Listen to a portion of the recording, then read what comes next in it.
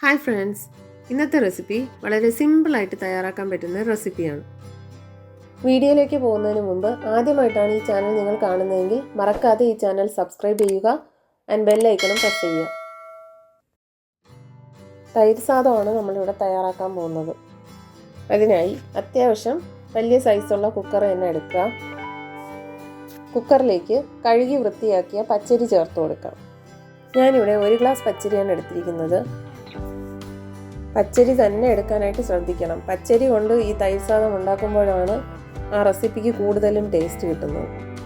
അരി കുക്കറിലേക്ക് ഇട്ട് കൊടുത്തതിന് ശേഷം അതിലേക്ക് ആവശ്യമായിട്ടുള്ള വെള്ളത്തിൻ്റെ അളവ് പറയാൻ പോവുകയാണ്. ആദ്യം 1 ഗ്ലാസ് പാലാണ് ചേർത്ത് കൊടുക്കുന്നത്. നിങ്ങൾ ഏത് ഗ്ലാസ്സിലാണോ അരി അളന്നെടുക്കുന്നത് ആ സെയിം ഗ്ലാസിൻ്റെ അളവ് തന്നെ ആയിരിക്കണം നമ്മൾ ചേർക്കുന്ന വെള്ളത്തിൻ്റെ. ആദ്യം 1 ഗ്ലാസ് പാല് ചേർത്ത് കൊടുത്തിട്ടുണ്ട്. പിന്നെ അതിൻ്റെ കൂടെ തന്നെ 3 ഗ്ലാസ് വെള്ളവും ചേർത്ത് കൊടുക്കുക.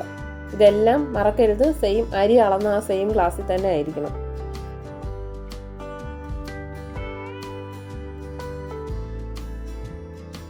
ഇനി കുക്കർ അടച്ച് വെയിറ്റ് ഇട്ട് കൊടുക്കാം.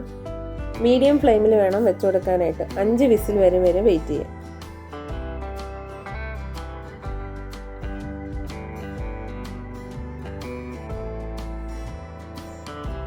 അങ്ങനെ പ്രഷറൊക്കെ പോയതിന് ശേഷം തുറന്ന് നോക്കുമ്പോൾ ചോറ് നന്നായിട്ട് വെന്തിട്ടുണ്ട്. ഇനി ഒരു ചെറിയ തവി കൊണ്ട് നമ്മൾ ഇളക്കി കൊടുക്കുകയാണെങ്കിൽ കുഴഞ്ഞ ഒരു പരുവത്തിലായി കിട്ടും ചോറ്.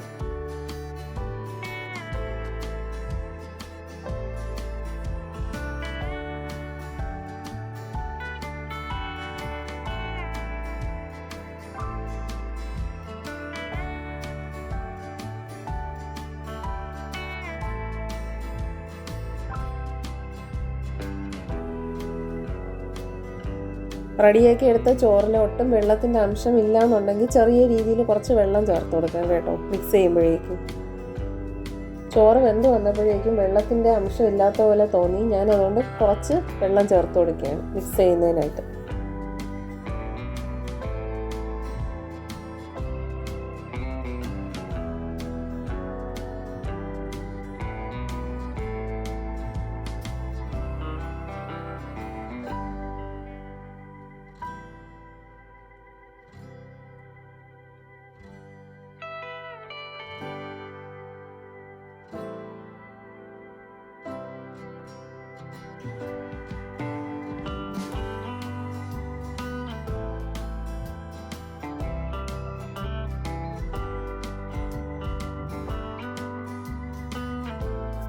ചോറിന് നമ്മൾ ഇളക്കി കൊടുത്തതിന് ശേഷം ഈ ഒരു പരുവത്തിൽ കിട്ടും.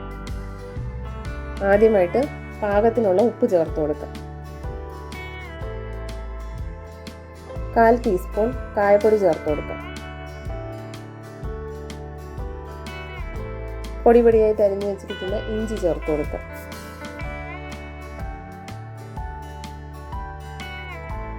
2 പച്ചമുളക് നൈസായിട്ട് അരിഞ്ഞ് ചേർത്ത് കൊടുക്കാം.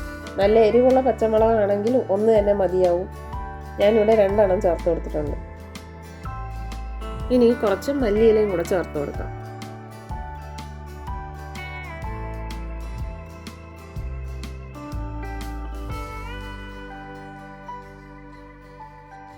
ഇത്രയും ഇൻഗ്രീഡിയൻസ് ചേർത്തതിന് ശേഷം ചോറ് നല്ലപോലെ ഇളക്കി കൊടുക്കുക.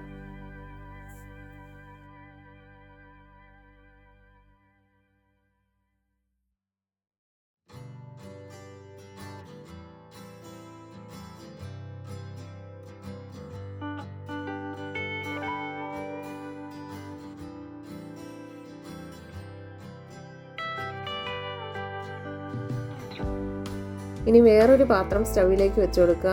അതിലേക്ക് കുറച്ച് എണ്ണ ഒഴിച്ചു കൊടുക്കുക. ഞാനിവിടെ റീഫൈൻഡ് ഓയിലാണ് എടുത്തിരിക്കുന്നത്. എണ്ണ ചൂടായ ശേഷം വറ്റൽമുളക് ചേർത്ത് കൊടുക്കുക. നിങ്ങളുടെ കയ്യിൽ ഈ ടൈപ്പ് വറ്റൽമുളക് ഇല്ല എന്നുണ്ടെങ്കിൽ നമ്മൾ സാധാ എടുക്കുന്ന വറ്റൽമുളക് ആയാലും മതി. എരിവനുസരിച്ച് ചേർക്കാം. 2ഓ 3ഓ അങ്ങനെ ചേർത്ത് കൊടുത്താലും മതിയാവും. പക്ഷേ ഈ വറ്റൽമുളക് എണ്ണയിലേക്ക് ഇടുന്ന സമയത്ത് എണ്ണ ഒരുപാട് അങ്ങ് ചൂടാകാതിരിക്കാൻ ശ്രദ്ധിക്കണം. എങ്കിൽ വറ്റൽമുളക് കരിഞ്ഞു പോകാൻ ചാൻസ് ഉണ്ട്. 2 സെക്കൻഡ് വറ്റൽമുളക് ഒന്ന് വാട്ടിയെടുത്ത ശേഷം അതിലേക്ക് കടുക് ചേർത്ത് കൊടുക്കാം. കടുക് പൊട്ടി തുടങ്ങുമ്പോഴേക്കും 1 ടീസ്പൂൺ ഉഴുന്ന് ചേർത്ത് കൊടുക്കാം. ഉഴുന്നിൻ്റെ കളർ ചേഞ്ച് ആവുന്നവരെ വെയിറ്റ് ചെയ്യാം.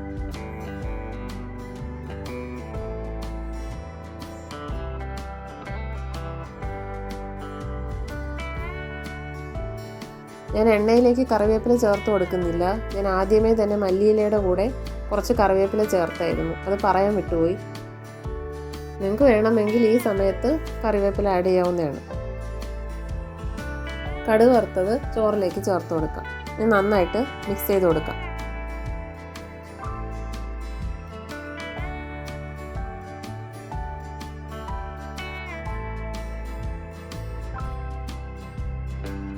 തൈര് സാദത്തിൻ്റെ കൂടെ കഴിക്കാൻ പറ്റിയ മാങ്ങാച്ചാറിൻ്റെയും പൊട്ടാറ്റോ ഫ്രൈയുടെയും റെസിപ്പീസ് ഞാൻ ഓൾറെഡി എൻ്റെ ചാനലിൽ അപ്ലോഡ് ചെയ്തിട്ടുണ്ട്.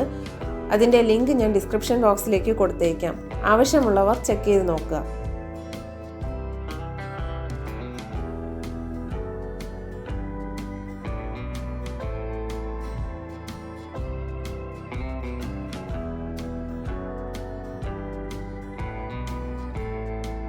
ചോറിലെ ചൂട് നല്ലപോലെ ആറിയ ശേഷം അതിലേക്ക് 6 ടേബിൾ സ്പൂൺ തൈര് ചേർത്ത് കൊടുക്കാം.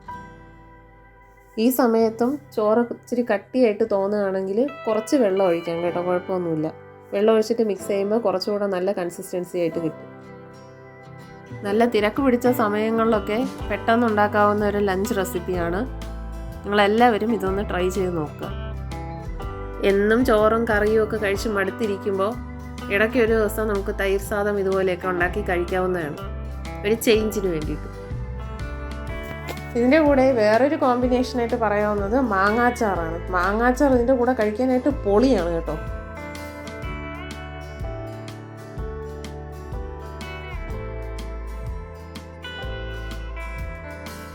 അങ്ങനെ തൈര് സാദം ഇവിടെ റെഡിയായി കഴിഞ്ഞു. ഇതിൻ്റെ മീതെ ഞാൻ കുറച്ച് മാതളം വിതറി കൊടുക്കുകയാണ്. ചിലർക്ക് അങ്ങനെ കഴിക്കാനായിരിക്കും താല്പര്യം. അങ്ങനെ കഴിക്കുന്നതും ഒരു പ്രത്യേക ടേസ്റ്റാണ് കേട്ടോ.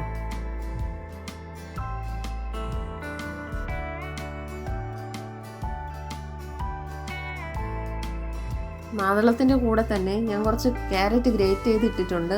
ചുമ്മാ ഒരു ഭംഗിക്ക് വേണ്ടി ഇട്ടതാണ് കേട്ടോ, നിർബന്ധമൊന്നുമില്ല.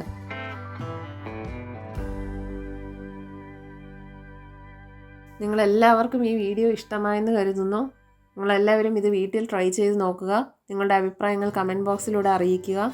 മറക്കാതെ ഈ ചാനൽ സബ്സ്ക്രൈബ് ചെയ്യുക, ലൈക്ക് ചെയ്യുക ആൻഡ് ഷെയർ ചെയ്യുക. Thanks for watching.